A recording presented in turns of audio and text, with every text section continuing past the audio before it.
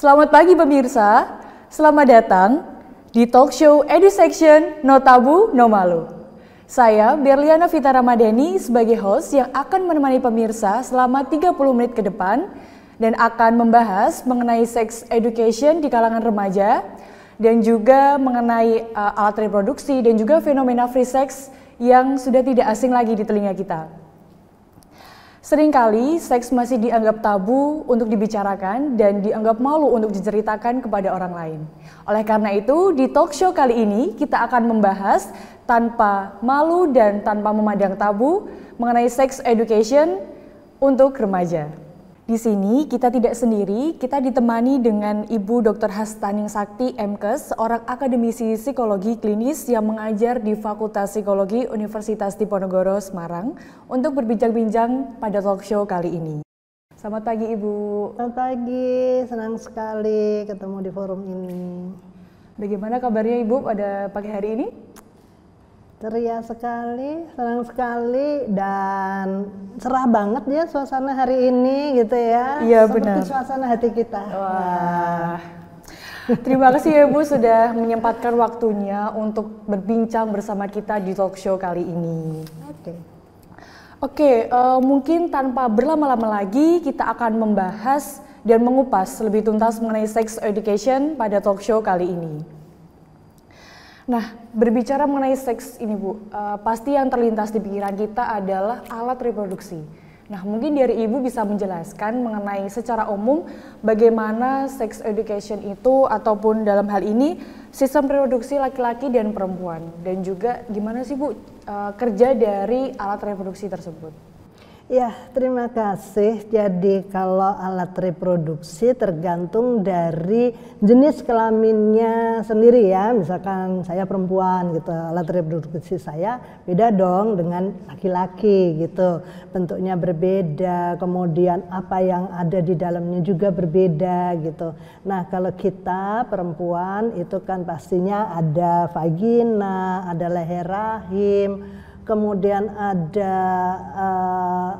indung telur, kemudian ada lagi saluran telur gitu ya, belum lagi nanti tuba falopi yang menghasilkan indung telur, kemudian siap untuk dibuahi oleh laki-laki, di mana laki-laki tentu kita pasti paham ada penis, ada skrotum, ada uretra, kemudian ada apa lagi ya, banyak banget ya, kemudian ada epididymis, kemudian ada lagi saluran uretra tadi, kelenjar prostat itu juga ini bagi yang nanti orang laki-laki yang sudah sepuh, sudah usia itu mungkin akan ada masalah seperti itu. Dan pastinya ketika sudah ada pembuahan gitu pada usia-usia yang sudah matang, sudah siap, itu pembuahan akan terjadi dan indung telur yang sudah siap menyiapkan telurnya, menyiapkan untuk dibuahi, itu akan menjadi janin. Tapi kalau nggak dibuahin maka akan terjadi peluruhan dari indung telur itu yang kemudian menjadi menstruasi yang ada di perempuan. Nah, darah yang harus dikeluarkan itu sebetulnya sih ya bukan darah kotor ya, tapi darah yang akibat luruhan dari indung telur yang nggak dibuahin. Nggak dibuahin, nggak ada temen nih, ya udah kita nggak jadi, keluar aja. Bukan darah kotor, tapi sementara kita menganggap bahwa oke, itu bisalah kita katakan sebagai kondisi di mana kita nggak boleh sholat, nggak boleh melakukan tindakan-tindakan ritual agama seperti itu. Wah, ternyata cukup vital sekali ya Bu alat reproduksi yang kita miliki. Makanya kan itu kan daerah terlarang ya, harus diginiin. Nah, setelah kita tahu nih Bu alat reproduksi itu apa, fungsinya apa, mungkin bisa dijelaskan juga cara menjaga kebersihan dari organ reproduksi tersebut baik dari luar maupun dari dalam nih Bu. Ya, kalau kita dari luar organ reproduksi yang paling yang paling apa ya rumit, paling rigid itu kayaknya cewek ya, karena reproduksi perempuan, dimana kita setiap bulan juga harus mengeluarkan darah untuk menstruasi seperti itu. Tapi oke, dua-duanya laki perempuan juga harus menjaga kesehatan reproduksinya baik dari luar maupun dari dalam. Seperti contoh begini ya. Kalau perempuan itu kan harus menjaga kebersihannya setiap kali kita memakai pembalut, ketika sudah agak jamnya udah kotor ya segera dibuanglah seperti itu, dan cara membuangnya pun juga ada caranya tersendiri, itu nggak kita bahas ya, tetapi juga harus menjaga kebersihan. Misalkan kita kalau misalkan ya kalau di tempat-tempat umum tuh, kamu pernah ke toilet umum nggak? Pernah Bu. Pernah, sering kali ya. Sering dolan berarti ya. Kalau kita lihat ada flash yang flashnya itu bukan flash yang dari depan untuk kita cebok, flashnya itu dari belakang, itu sebenarnya salah. Karena apa? Dari belakang itu ketika disentorkan, disemprotkan dari belakang itu justru sebetulnya nggak benar. Harusnya dari depan ke belakang gitu. Nah, yang seperti itu mungkin nggak memikirkan ya kesehatan reproduksi yang seperti itu. Nah, kalau itu perempuan udah rigidnya kayak gitu ya, dari luar maupun dari dalam. Kemudian kalau dari dalamnya ya mesti kita minum yang memperkuat rahim janin, pokoknya alat-alat kesehatan reproduksi kita. Kalau cowok, nah ini dia, baik cowok maupun cewek nih, biasanya sih cowok itu atau cewek kali juga ya sering pakai celana tuh yang ketat. Iya. Nah itu dia, pakai celana yang ketat gitu, pakai celana dalam yang ketat, itu kan sebetulnya bayangin aja ya, skrotum dan testis itu kan akan apa sih keteken gitu. Nah itu sebetulnya nggak benar, nggak sehat. Mereka butuh bergerak, mereka lagi penis gitu loh mereka. Penis itu butuh bergerak, butuh udara, karena sistem sirkulasi di alat kelamin laki-laki itu dibutuhkan. Mengapa? Karena itu juga untuk sebuah kesehatan dari kualitas sperma. Nah kalau spermanya nggak berkualitas, apa jadinya ketika membuahi seorang perempuan? Apa jadinya janinnya gitu loh? Janinnya nggak sehat. Itu kalau dari kualitas sperma yang dihasilkan oleh testis dan skrotum yang nggak sehat. Nah belum lagi kita bicara yang masalah kesehatan reproduksi wanita. Kalau kita nggak siap dengan usia pernikahan, banyak masalah lah yang terjadi gitu. Banyak hal yang harus kita bahas sebetulnya ini ya. Gitu. Oke, ternyata sangat banyak sekali ya Bu cara menjaga kebersihan dari alat reproduksi tersebut. Nah, sebelum ke segmen berikutnya, mungkin para pemirsa bisa tetap stay tune di talk show kali ini di EduSection No Tabu No Malu.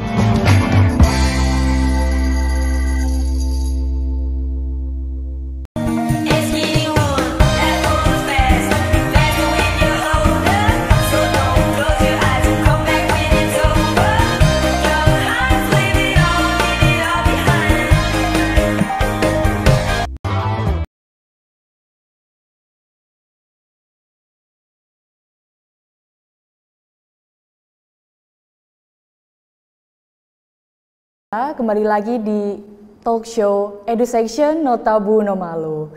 Nah, selanjutnya kita akan membahas mengenai masa pubertas. Nah, mungkin ketika kita mendengar masa pubertas itu identik dengan remaja nih Bu. Dan pasti remaja sedang di mabuk asmara nih Bu, suka sama lawan jenisnya nih, karena Insya Allah okay. Karena hormon itu berkembang dan menyebabkan perubahan baik fisik maupun psikis kita. Nah mungkin bisa dijelaskan nih Bu, apa sih itu masa pubertas dan mengapa identik dengan remaja? Ya, masa pubertas adalah masa remaja menuju kematangan fisik ya. Itu ada tanda-tandanya loh. Jadi kulit mulai glowing gitu.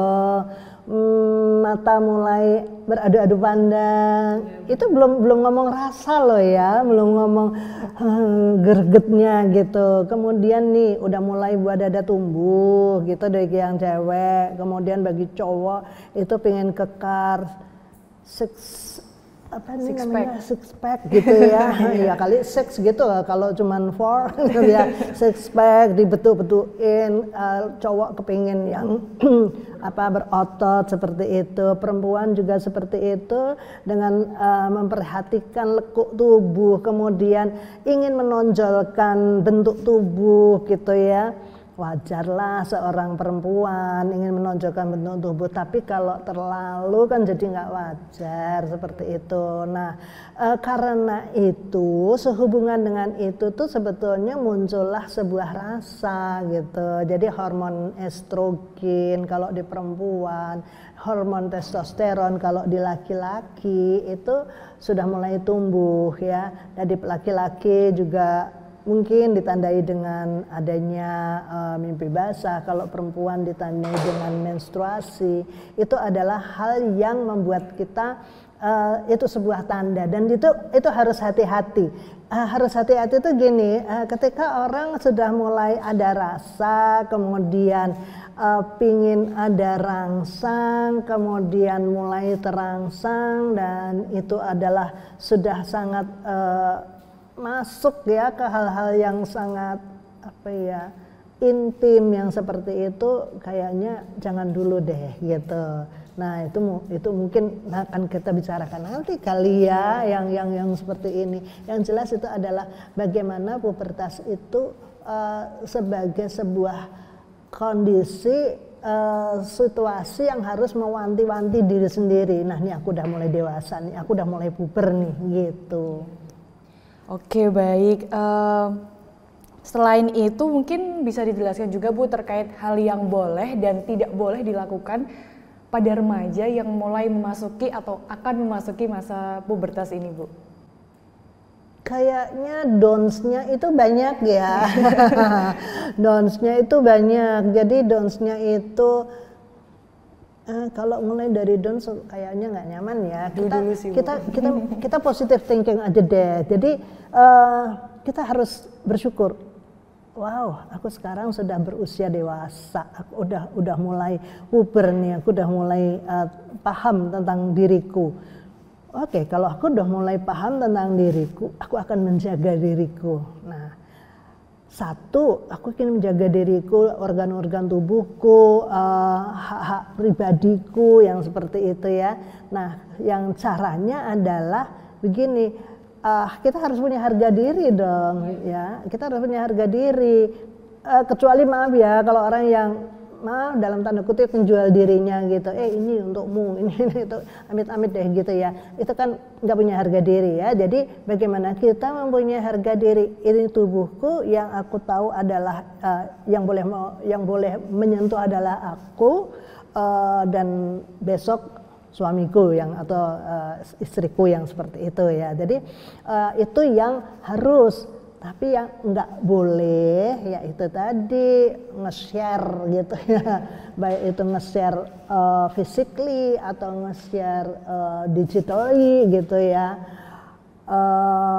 Banyak cara loh sekarang itu ngejual tubuh itu, nggak kayak dulu ketemu langsung menjual diri yang seperti itu. Yang sekarang di rumah aja pakai HP kemana-mana udah tubuhku, silahkan kalau mau ambil, silahkan kalau mau beli, silahkan kalau mau pakai, amit-amit yang seperti itu.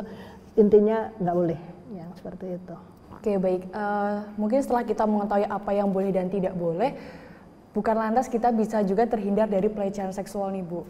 Nah mungkin dari Ibu ada tips-tips atau kiat-kiat supaya kita terhindar dari pelecehan seksual. Iya, pelecehan seksual itu di PP 13 dari 21 ya. Nah, itu banyak hal yang kita harus pahami. Pelecehan seksual itu seperti apa? Apa saja? Kalau dipaksain di sweet-sweet, dilirik, dipandang, itu aja sebetulnya sudah pelecehan seksual, tapi apakah ya seperti itu? Nah, bagaimana kemudian pelecehan seksual itu kita pahami dulu. Ketika memang kita merasa kita tidak nyaman dengan apa yang dilecehkan oleh orang lain terhadap diri sendiri, terhadap diri kita, yaitu boleh dipermasalahkan. Seperti body shaming, maaf bagi salah satu artis kita yang lagi di body shaming, itu sebetulnya sebuah pelecehan loh kalau kita bilang, karena menyangkut tubuh seseorang. Misalkan kamu kok gemuk sih, ya kamu kok gini sih, perutmu kok gini sih, itu sebetulnya body shaming itu juga nggak boleh seperti itu. Nah, oleh karena itu ya memang kita juga seperti yang tadi saya katakan, kita tuh harus menghargai diri kita sendiri. Untuk sebuah pelecehan seksual, siapapun yang melecehkan, dalam hal ini, kalau dalam hal ini konotasinya laki-laki hargain dong kita wanita gitu. Sementara wanita juga please dong memahami bagaimana sebetulnya kita harus berbusana seperti itu. Wah, sangat insightful sekali nih jawaban dari Ibu Hasta. Oke, mungkin sebelum ke selanjutnya, jangan kemana-mana, tetap di talk show EduSection, No Tabu, No Malu.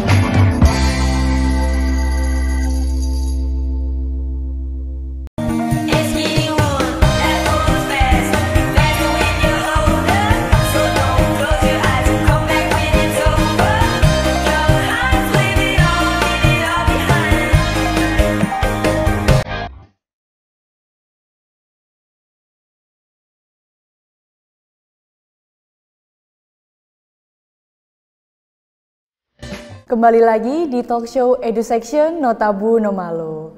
Oke, di segmen selanjutnya ini kita akan membahas mengenai fenomena free sex yang sudah tidak asing lagi di telinga kita.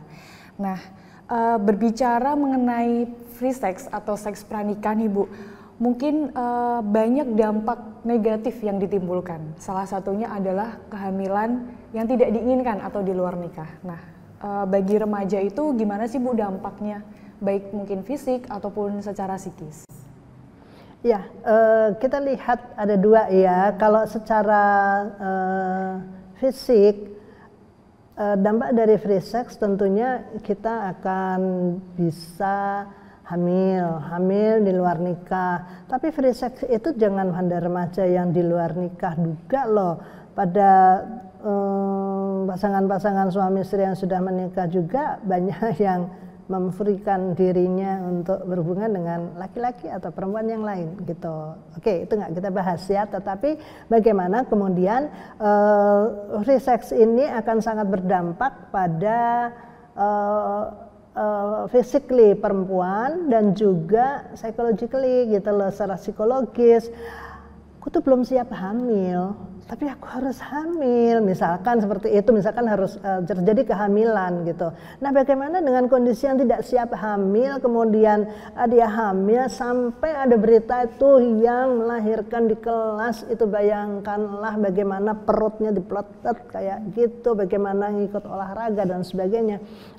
Dan itu pun sangat berdampak pada janin yang dikandung. Misalkan dia kan harusnya kan seorang remaja itu masih dolan, seorang remaja itu masih butuh main, harus butuh vitamin, butuh tenaga untuk tambah darah dan sebagainya, dan persiapan melahirkan, support system dari keluarga belum terbentuk, dan juga ada yang kemudian hamil ketika kuliah dan itu harus diaborsi. Itu kan juga secara sosial, secara pertemanan kan juga dia malu kan. Nah, semakin malu kemudian semakin dia nanti akan ada isolasi diri, dan ini dampak psikologisnya sangat berat. apalagi dia masih remaja, belum lagi nanti dia harus menanggung cacat apa ya, kalau aku bilang tuh cacat identitas gitu ya. Aku udah pernah hamil, aku pernah menggugurkan, dan itu nanti kan apa namanya, kedepannya orang yang sudah menggugurkan, yang aborsi itu kan dampak fisiologis di rahimnya kan juga sangat luar biasa seperti itu. Itu kalau free sex secara psikis dan psikologis serta sosial.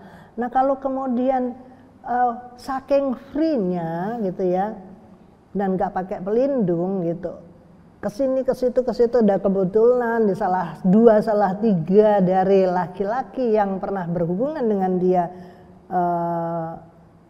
pernah terjangkit HIV gitu. Nah menularlah HIV.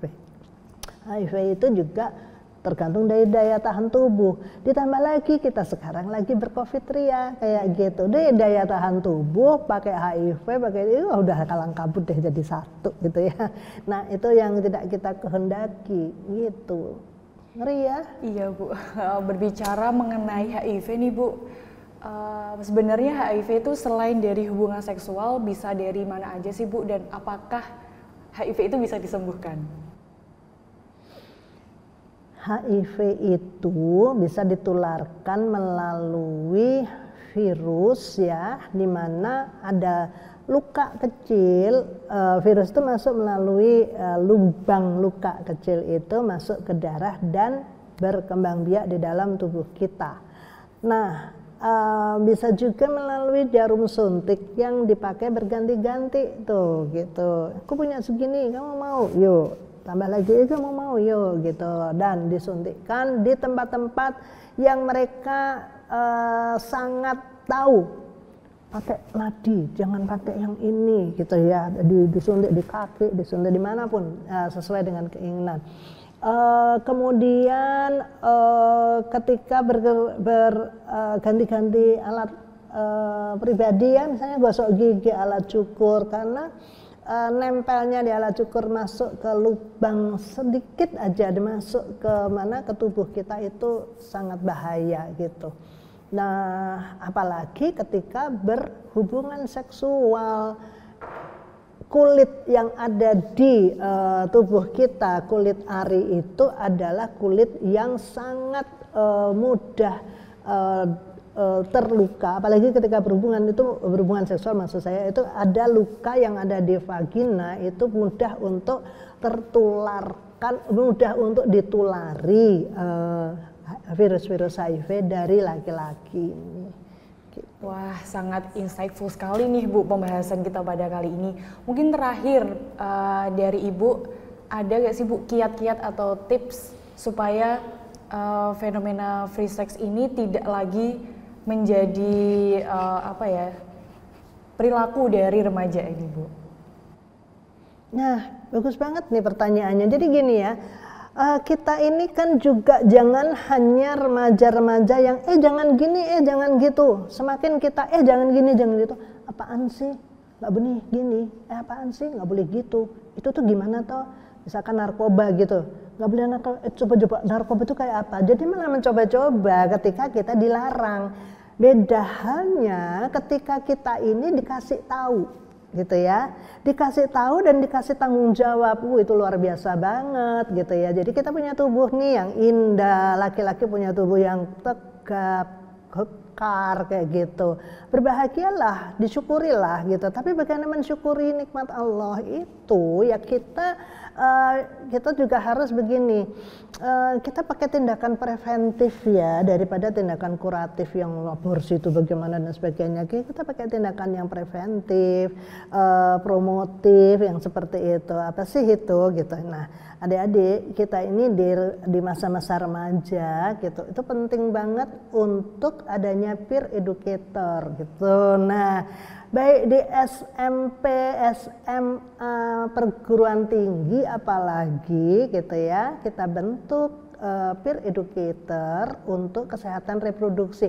Maaf kata-katanya jangan peer educator sex education nggak boleh pakai kata sex itu nggak boleh. Jadi bahasanya adalah peer educator kesehatan reproduksi. Itu bagaimana kita ngajarin reproduksi yang sehat, bukan ngajarin bagaimana berhubungan seks, enggak ya. Reproduksi yang sehat, menjaga alat-alat reproduksi kita bagaimana. Kemudian kita juga mengedukasi teman-teman kita yang satu angkatan gitu, misalkan adik-adik SMA gitu, dia belajar untuk mengedukasi anak-anak kelas 2, belajar untuk mengedukasi anak-anak SMP gitu ya. Jadi tapi tetap ada pendampingan kalau dalam hal ini sih jelas dari PKBI, BKKBN, dan sekarang kita tahu kan ada genre gitu ya. Yeah. Tuh genre-genre ini ya duta-duta genre gitu ya. Yeah, itu harus diberdayakan. Kalau di daerah-daerah itu di kelurahan-kelurahan itu ada Karang Taruna, duta genre, Karang Taruna, PIK Remaja, Pusat Informasi Konseling Kegiatan Remaja, PIKRR atau PIKR itu diberdayakan, direvitalisasi gitu.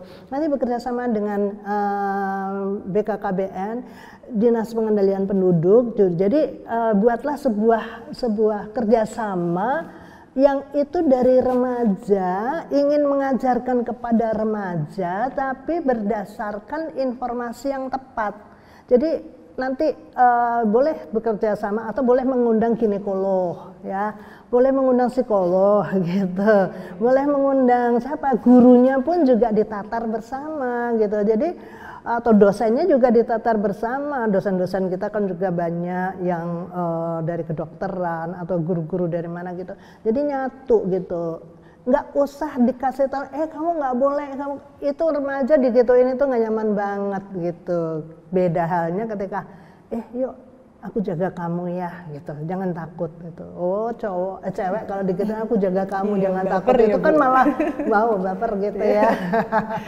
Gitu. Iya. Oke baik, ini merupakan poin terakhir dari pembahasan kita kali ini, dan tentunya jawaban dari narasumber kita pada kali ini sangat memberikan wawasan yang baru dan sangat insightful sekali. Terakhir nih Bu, dari Ibu Hasta, sebelum kita menutup talk show pada kali ini, ada gak sih Bu pesan dan harapan yang ingin disampaikan pada remaja yang menonton talk show kali ini? Ya, pesan saya untuk adik-adik remaja, yuk jaga diri, hormati diri, karena dengan menghormati diri, kalian akan merasa terhormat di kalangan kalian sendiri. Remaja, yuk kita kerja untuk masa depan Indonesia yang lebih jaya di 2045. Indonesia emas. Oke, selamat berkarya. Oke baik, akhirnya kita sampai pada penghujung acara. Terima kasih sudah menonton talk show kali ini, dan juga terima kasih kepada Ibu Hasta yang sudah menyempatkan waktunya untuk hadir berbincang pada talk show kali ini.